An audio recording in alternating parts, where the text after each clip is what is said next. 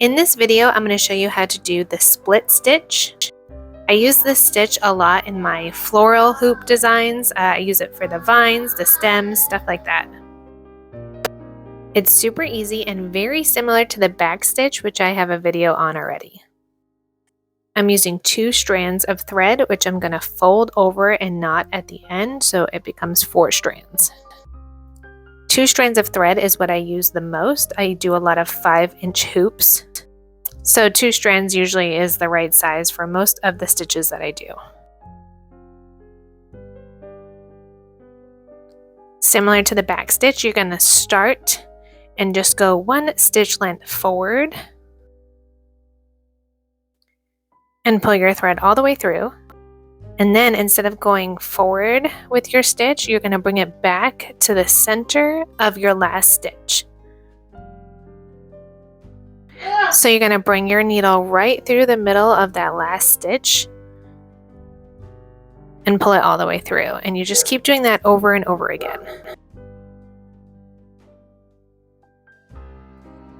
And that's it until you get to the end. You just keep going over and over again. You'll go right through the middle of your last stitch. You can make your stitches a little bit longer if you want, but since I'm curving this vine, I'm going to keep them short.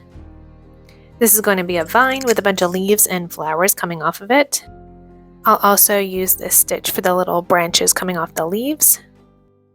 So it is similar to the back stitch in the way it looks. It just gives it a little bit more texture, breaks it up a little bit, almost kind of looks like a braid.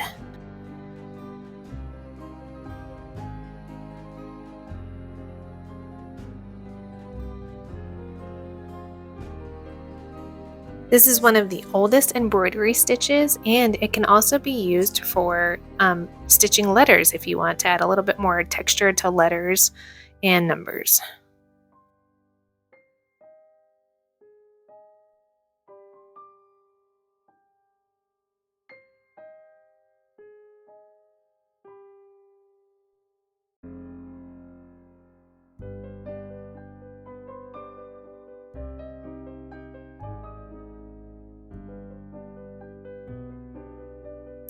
You can also use this stitch to fill in letters too, or just to outline them.